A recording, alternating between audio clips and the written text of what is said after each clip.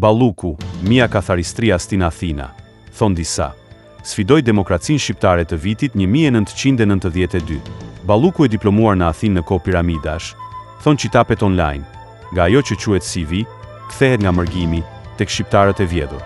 Balluku më pas shkon pranë Ramës, sapo ai shkeli pragun e bashkisë, ngarkuar me dijet nga shkolla në Athinë. Mbesa dënipërit e bllokut, pas vitit 1998, po mblidheshin në odën e pushtetit në Tiranë. Ishte gjallë Nexhmia, Ramizi, baballarët e byros, shokët e pleniumeve. Ishin ende gjallë etërit e partisë që pushteti ju merret me dhunë, gjak dhe kurban, në të kundërt të zhdukin, jo siç bëri Berisha në vitin 1992.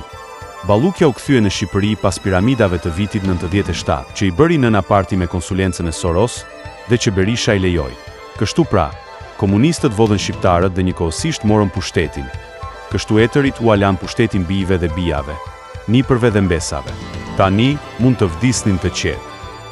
Shqiptarët çfarë bën? U gëzuan shumë, jashtë mase, që shokët dhe shoqet e partisë, ata të vërtetët, jo Berisha me 40 flamur, morën pushtetin dhe filizat e rinj merrnin pushtetin, që më pas të arripnin Shqipërinë dhe shqiptarët siç kishin bërë etërit, por me një formë tjetër, me një tjetër barbarizëm me mantel plural, me ngjyra dhe penele hipokrizie, njëkohësisht me egërsi shtatzërie dhe me shumë konsulencë dhe udhëzime nga Soros. Shqiptarët që harrojnë janë në Shqipëri, por që donin të harronin tmerrin, ikën. Punëtorët ikën, kurse parazitët u bën kuadro në shtet, vartës të Ramës dhe Ballukes. Këtë donte dhe do nëna parti, që kur të kthehet një Balluke, duhet të ikin 10.000 shqiptar. Kur kthehet një Ram, duhet të ikin 100.000.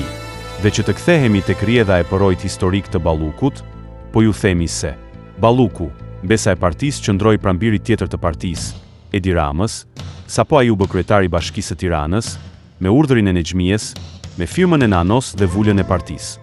Balluku u bë sinonimi i investimeve me shumë amaramendëse, që kalojnë vlerat e investimeve edhe në infrastrukturën e Zvicrës. Balluku u bë refreni i korrupsionit të pafre, por edhe strofa në gojën dhe fjalët e të aratisurit, azilkërkues Arben, dëshmitarit më të besueshëm të akteve korruptive, të vjedhjeve makute të Ramës, Balluku dhe bijve të tjerë të partisë Ko. Balluku u bë manekini i reklamës së metamorfozës pamore, botoksit dhe tretjes së dhjamit, modës, buzëve shpërthyese dhe vetullave tatuazh, flokëve litar dhe veshjeve mëndafsh. Ballukun sot e thëret Spaku, sepse i ka dhënë urdhër dikush për te i kufiri. Kush beson të kundërtën, që Spaku po vepron vetë, patjetër që mendërisht lë për të dëshëruar. Rama kurse si nuk e dorëzon Ballukun, askun, tek askush dhe për asgjë, sepse është ajo që është, sepse ngjasojnë dhe sepse ka krah, ata që ka. Tani, ne populli që shikojmë prapa asaj që na serviret, presim të kthehet Ballukja nga jashtë vendi. Këdo të kopjoj Ballukja Vall, Veliajn apo Arbenin, do të kthehet dhe do të përballet me ligjin, apo do të aratiset? Çfarëdo që të bëj Ballukja, një gjë është e sigurt, laku po ngushtohet dhe pranga do të hidhe një ditë mbi tavolinën e kryeministrit. Hetimi i Ballukut është indirekt hetim për Ramën. Këshillojeni Balluken të mos kthehet, nëse do veten dhe nëse mendon pak edhe për shqiptarët.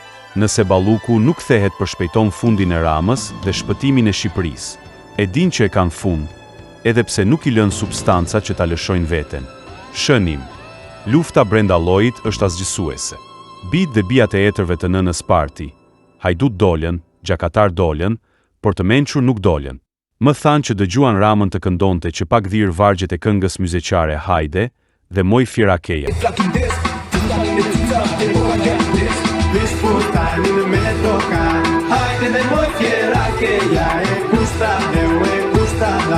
Hajde dhe moj fiera que ya